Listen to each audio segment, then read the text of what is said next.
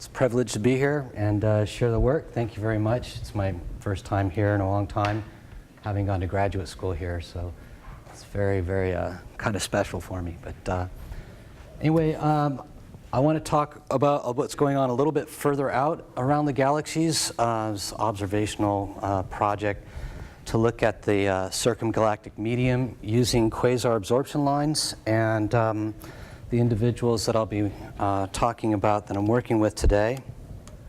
It's going to be Nikki Nilsson, a graduate student at New Mexico State, Glenn Kapsack at Swinburne, and we have Sebastian Trujillo Gomez in the audience, and Michael Murphy as well from Swinburne. And we're going to be using the technique of quasar absorption lines. I think everybody's pretty familiar with how that works, so I won't belabor that. There's many ion transitions you could look at the CGM with. We're going to focus on the magnesium-2 resonant doublet. There's many reasons that it's an excellent tracer CGM gas. For one, you can see it over a large redshift range. It's known to be detected with galaxies. Their CGM, it probes a wide range of hydrogen, neutral hydrogen column densities, which therefore means you're probing a lot of different structures in the CGM. And then we can easily find galaxies at lower redshifts associated with that. So this is impact parameter line of an impact parameter ruler, if you will, and then these are the different galaxies and the absorption we detect with them. This is a small sample that we had compiled about half a decade ago, but we've increased this sample immensely now.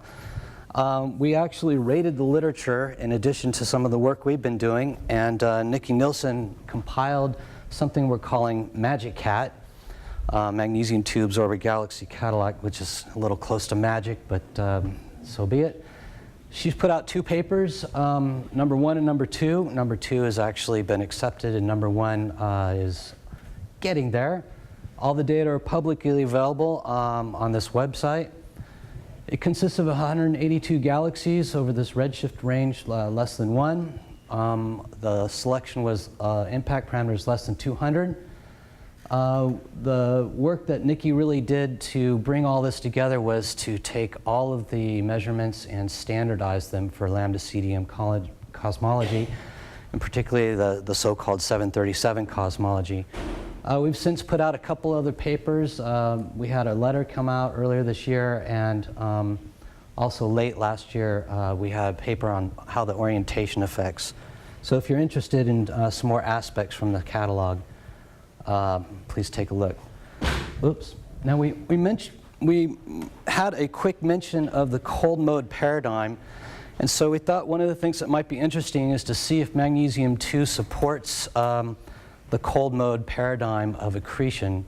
I'm going to give you the punchline. It doesn't seem to support that, but the answer to that could be the fact because other processes obviously are important, such as winds and accreting satellites and things like that.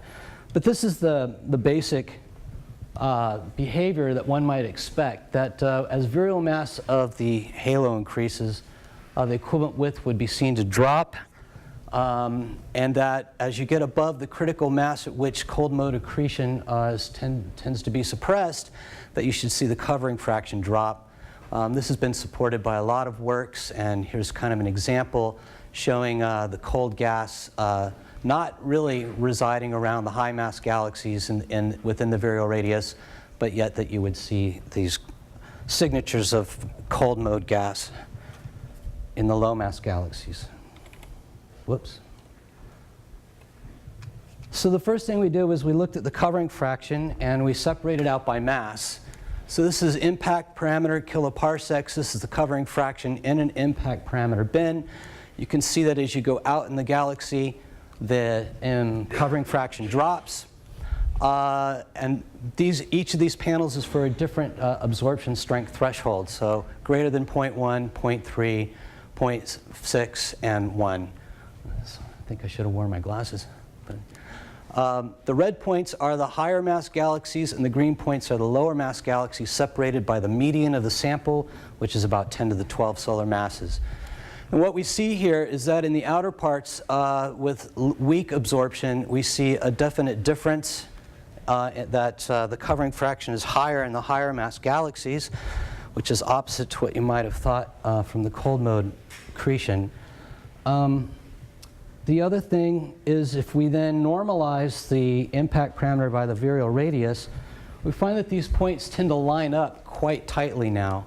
And so we see a situation where if you look at the absorption strength as a function of where it is relative to the virial radius, it seems that the halos are somewhat self-similar, at least in their covering fractions.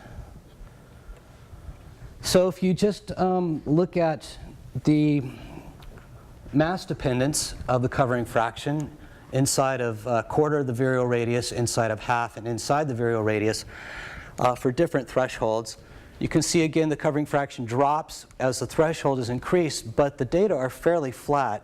And what you don't see here is at 10 to the 12 solar masses where you might see expect the drop off. In the covering fraction, that drop off is not seen. Yes? The different cuts, they're cumulative, right? So these aren't independent samples. They're cumulative, yes. So that's greater than 1. They're not independent samples, correct. So the left-hand panel is every absorber that has absorption greater than 0.3 angstrom. So it includes the panels that are on your right as well. And then as you go, you're just cutting the minimum threshold. Yeah, I know you're familiar with that.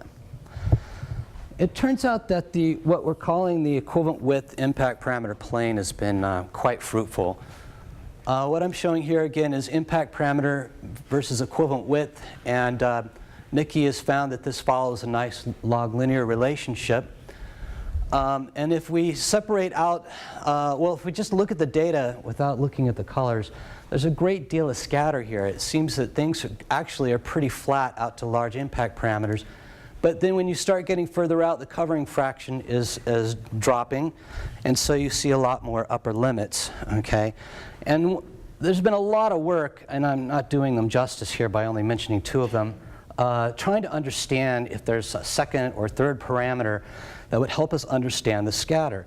Well, I think that we found one that certainly is important, and that is the virial mass. And if you look here, you can see that the highest mass galaxies tend to have the largest equivalent widths at the largest impact parameters. If we divide the sample in 2, it kind of pops out a little bit more significantly to the eye. This actually is a 4 sigma result. And Nikki has found this for luminosity as well on this plane. For if you scale E by virial radius, have you done that? I'm sorry? If you scale E by virial radius. I'm going to pay you well, sir. That's coming right up. He's my ringer. I paid him $20 to say that. Okay, so yes. So the question is, what happens if you scale it by virial radius? Do you find this is actually a fundamental relationship? And I would like to answer that as a yes. In fact, the scatter drops down, and when you do an analysis on the statistics, it's highly significant how much the scatter drops. But you see that you get an inverse square projected profile with d over r vir. And this indicates that regardless of what the virial mass is, that all these galaxies, high mass, low mass, have this same drop-off, this same projected profile in the equivalent width strength. Another point for self-similarity. Now, if you just play with these very, very simple equations, this is about the level I can handle, okay, you come up with a relationship that for a fixed impact parameter, you should see the equivalent width actually increase with halo mass. Or if you fix halo mass, you should, of course, we know that the absorption drops with impact parameter. So if we bend up the equivalent widths into the mass decades that we have here, we see that we do see the trend that higher mass galaxies have a larger mean equivalent width at fixed impact parameter. And in fact, if you take these means and plot them as a function of halo mass, you actually see that in fact they follow pretty good trends of increasing with halo mass. Okay. We also looked at what we call the absorption radius, where we scale relative to 12 solar masses, parameterizing r star and gamma. and we come up with these curves here. Again, these are greater than 0.1, greater than 0.3, etc. And so what we see is that there's a positive mass dependence in the absorption radius, but we also see that this tends to flatten a little bit as you go to the larger absorbers, meaning the more kinematically complex gas, higher column density gas, perhaps higher metallicity gas. And the fact that these are shallowing, I believe, is a reflection of the fact that the covering fraction, which is also given on here, is increasing as you go to, the covering fraction is decreasing as you go to higher absorption levels. However, if you plot this or fit this versus d over r vir, which I've been calling eta sub v, you find that they're fairly flat to a large degree, and you find that about 30% of the virial radius is where most of the absorption resides, and that this cutoff seems to be somewhat independent of whether you're hitting the strong kinematically active gas or whether you're hitting the weaker gas. This being the weaker gas plus the strong, this being just the strongest. Okay, now if you do the same situation where you take the means and impact parameter, or d over r vir bends, and what we do, we separate it out at 0.3 outside and inside based upon being motivated by our eta v of mh relationship. We find that this is extremely flat. And this looks like it's pretty flat, but we only have one data point down here, so it's hard to know what's going on. But the data are pretty consistent with being flat, even out to the virial radius. So this is consistent also with the idea that you have a profile that is virial mass independent. Now this plot's pretty complicated, but a lot of people, well, three main works have done luminous bright galaxy absorber cross-correlation studies and come up with a result that on average that as you go to larger equivalent widths, you're going to be surrounded by lower mass galaxies or lower virial mass galaxies. In particular, I'll bring your attention to Boucher et al., the blue points. And they actually claim a 3 sigma anti-correlation between the mean halo mass and the equivalent width. Works with larger samples from Lundgren and Gauthier, the data are not quite as significant, but the trend is that you see an anti-correlation. Now, if you bin up our data in the same bins that of Boucher's, you see that it's pretty much flat. And so the reason that we looked at this is because there's been a lot of discussion that this would, the anti-correlation between equivalent width and halo mass would suggest that strongest magnesium 2 absorbers are more weakly clustered than the weak absorbers. And our result is basically saying that that probably is not holding true from a statistical point of view. And we have sensitivity that goes quite much further down, and we see that even if we go down to the weakest equivalent widths, we stay pretty flat with this relationship. Now, we showed there was an increase in the equivalent width at fixed impact parameter as halo mass increases, but equivalent width goes down with impact parameter increasing for fixed halo mass. So when this relationship being flat here is a consequence of the fact that you're averaging overall impact parameters, and so you end up getting a mean that stays flat with halo mass. Is your sample size larger than Zodiac? No. Boucher's has about 1,800 absorbers and about 250,000 LRGs. Lundgren's has something like 1.5 million LRGs. Do you understand why your error bars are smaller? Why our error bars are smaller? Probably just the statistical techniques that are involved in the cross-correlation method that have been propagated through. And ours are just the dispersion, the standard deviation in the masses. You're being very generous, sir. I think I must be way over time. I have 5 minutes left?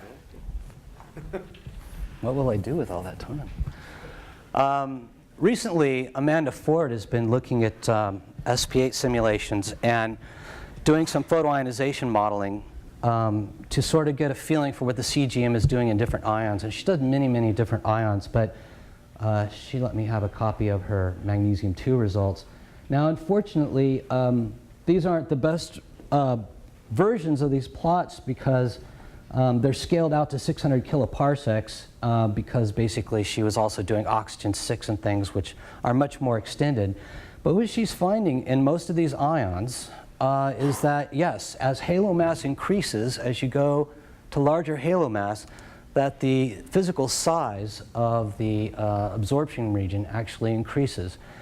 And what she states in her paper is that the profiles, the morphology of the profiles, actually don't change very much. In other words, they're self-similar with halo mass. They're just basically have a higher amplitude and are further extended. That's pretty interesting. I'd like to add that recently Zoom Menard, using a large sample with the Sloan survey that they've been doing, has shown that calcium-2 is more extended around high-mass galaxies. And in fact, there's a paper by Stocky that just recently came out. It's very interesting, and he also finds that once he scales many, many different cloud properties with where they are relative to the virial radius, that everything flattens out and everything becomes self-similar. So, and I have a feeling that the COS Halos team is, I've seen some recent talks that they're beginning to find similar things too and report them as of this summer as well. So I think this is a general trend that we're going to be seeing from observations, not just in magnesium-2. So a little bit of future work. Nikki's been working on the kinematics. Across the bottom here, it's not the greatest plot in the world. I'm showing the different kinematics as a function of impact parameter. We have high-res Keck spectrum, UVES, VLT for some 75 of them. About a third of those are upper limits, so we can't get kinematics. But about 50 of them are detections. And so what we plan to do is look at the column density distributions, the Doppler B distributions, and the two-point correlation function distributions as a function of all these different properties. You know, slice and dice the data up, basically. So here's some preliminary work. If I was just sort of to go down the horn here, you're basically looking at the probability of finding two clouds separated by a delta V as a function of velocity. In this column, it's just the basic raw velocity difference. In this column, they're the velocity differences normalized by the circular velocity for the halo that they reside in. Okay? So one of the things we see here, I'm definitely going to need my glasses for this part. It's preliminary work here. Bluer galaxies have a higher velocity dispersion when they're mass normalized. Higher Z galaxies have a higher velocity dispersion both in absolute and in normalized. Lower mass galaxies have a higher velocity dispersion, but that only happens when you normalize for the circular velocity. So we're trying to work on the interpretations here. And then in the inner regions, this is small impact parameter versus large impact parameter. I don't think this is a big surprise. Smaller impact parameter, you see a larger velocity spread. And then finally, the one that really caught my attention is if you look at it as a function of d over r vir, inside a quarter of the virial radius and outside, whether you normalize or don't normalize, the opposite, you find that the velocity dispersions are the same. So in the end, I think that even the kinematics are going to start to inform us something about the self-similarity of the way these halos behave. Now, we just put out some papers on this. I think I mentioned here that we have the letter that came out. Well, we just got on AstroPH recently, this one, 2618, which has a lot of the results I've talked about. And it also has a section at the end where we discuss the different types of models and possibilities to help interpret these data. Mind you, from an observer's perspective of somebody who reads a lot of papers and talks to people and tries to think about it. But I guess if you want to hear more about sort of what we think could be driving the self-similarity of these halos, which in short comes down to basically the cycling of winds and the infall of large clumps that are metal enriched, similar to what Joanne Yu was talking about, where the things get stripped in. And in fact, Liz Klimek tomorrow is going to show us an infalling satellite and how it gets stripped and affects the star formation and future winds. So this kind of process, which we're all aware of in principle, but other than that, I think I'll just leave my conclusions up here and take questions, and thank you for your attention.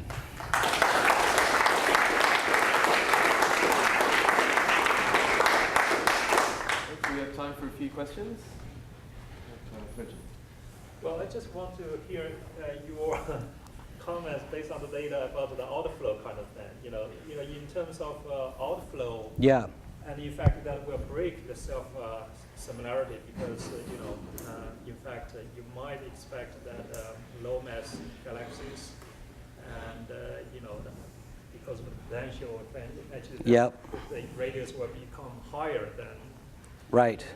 So what's your? I think that there's a combination between metallicity and the efficiency for the wind to get out. It's my understanding, in order to match the stellar mass metallicity relationship in the ISM, if you do holistic models that cycle the IGM and the infall as well, you're basically constrained to having lower metallicities come out of the winds in the lower mass galaxies, except that those are distributed more efficiently to further radius.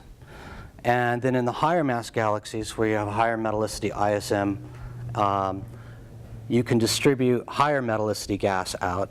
But what happens is that it's mitigated by the increase of the low metallicity infall gas. And so the distribution, plus the deeper potential well, the distribution of those metals is not as efficient. And so somehow there's some kind of magical, appropriate name for our catalog now, self-regulating process in this complex series of ISM, enrichment, blowout, infall, and such that these galaxies set up this type of possible equilibrium where there seems to be a transition around a third to a half of the virial radius as far as where you're going to find a lot of optically thick, detectable metal line absorption lines. Yeah. I don't know if that helps your question, but that's sort of the nutshell. Not very deep. Yes. One of your slides, you had inclination as a parameter, and I would think that if you have bipolar flows, so it might decrease the dispersion if you can keep track of where your probes are relative to.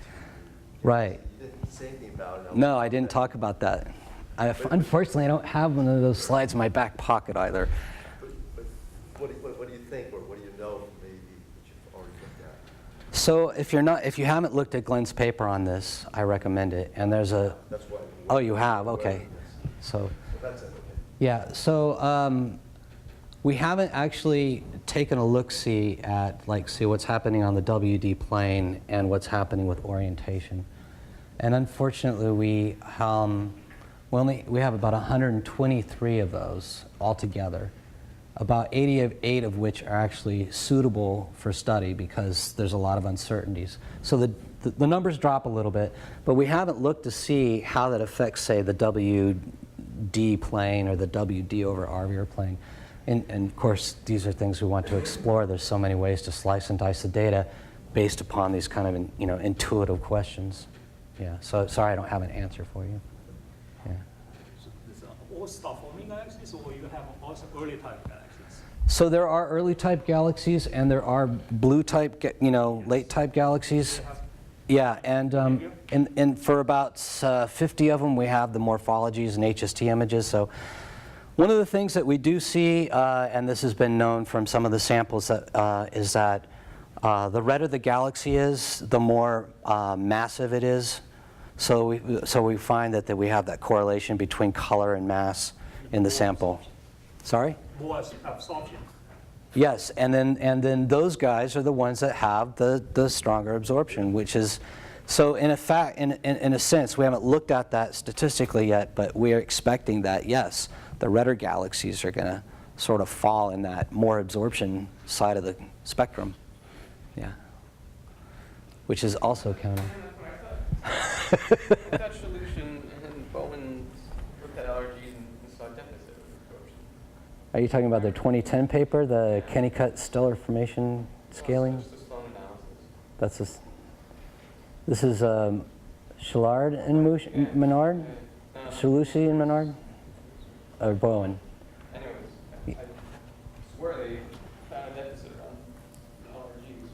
Well, I know that Gauthiers did a paper about that, Gauthier and Chen, and they came up with the conclusion that there's no difference between the LRGs and the regular galaxies. Yeah, and they had a sort of unbiased subsample that they drew that conclusion from. But I don't remember anything by Shalusi and Bowen, except for the Kennicott kind of theory paper.